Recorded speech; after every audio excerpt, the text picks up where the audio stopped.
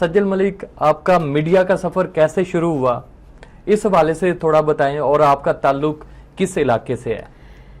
I am from Sialkot और media का सफर शुरू हुआ, और जिससे शुरू हुआ, जिसके साथ मिलकर शुरू हुआ, अनफॉर्चुनेटली आज वही मेरा इंटरव्यू कर रहे हैं। और शकील, ये मेरे लिए एजाज की बात है। बिल्कुल ऐसे ही है। मैंने बहुत सारे लोगों को देखा है जिन्होंने स्टार्ट लिया होता है ना जिस बंदे के साथ, वो कभी भी साथ नहीं होते, लड़ाइयाँ हो जाती हैं, जेलसी आ जाती है, या वही लोग बैठ के एक दूसरे के खिलाफ बातें कर रहे होते हैं।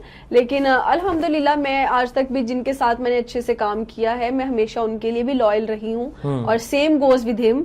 और ऐसे ही है। तो सफर एक्चुअली ऐसे शुरू हुआ था कि हम एक मॉल में ये लोग रिकॉर्डिंग कर रहे थे। जैसे कि ये 3 शोज का प्रोड्यूसर है जो पाकिस्तान के top shows, top road shows में आते हैं। अबीरा का हो गया, एनी का हो गया, मेरा हो गया। तो उन तीनों के प्रोड्यूसर यही हैं, यही हैं जो सारा पीछे मैनेज कर रहे होते हैं। तो ये अपनी किसी एक एंकर के साथ कर रहे थे। वो इन तीनों में से कोई एंकर नहीं थी, सोहा कोई एंकर थी। फटाफट की रिकॉर्डिंग कर रहे थे मॉल में। आज जिस मॉल में हम सबसे ज्यादा रिकॉर्डिंग करते हैं उसी मॉल में ही कर रहे थे। तो इन्होंने हमसे पूछा था कि आप बात करेंगी, जैसे हम आज लोगों को पूछते हैं कि आप बात करेंगी।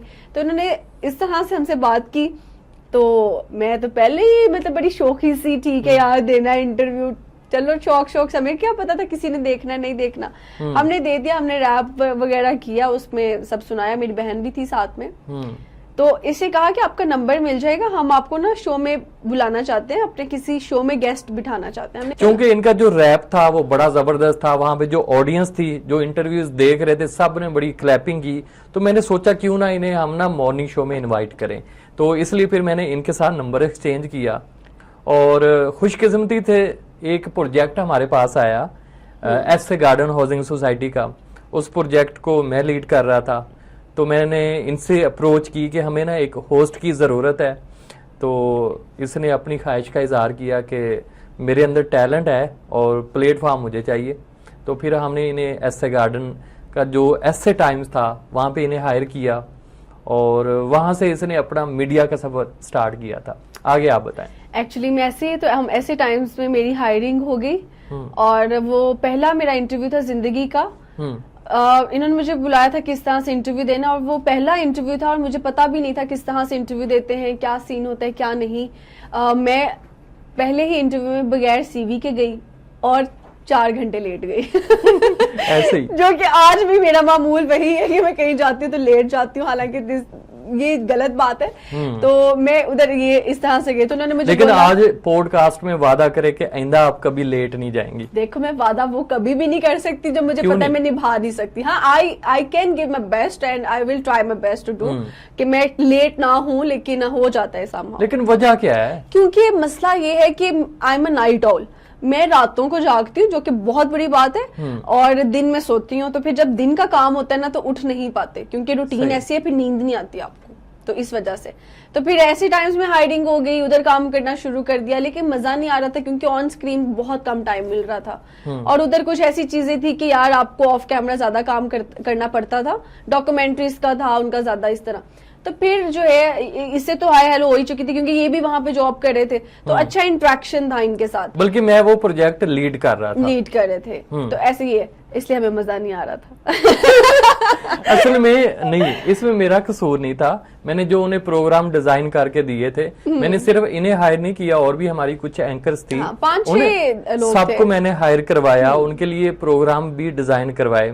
बाद में उन एंकर्स में कुछ ने अपने आप को मनवाया भी, लेकिन उन सब में टॉप पे ये गई, क्योंकि हाँ पिछले 5 सालों से हम मिलके काम कर रहे हैं। जो मैंने इनके लिए प्रोग्राम डिजाइन किया था वहां पे तो वो कामयाब नहीं हुआ।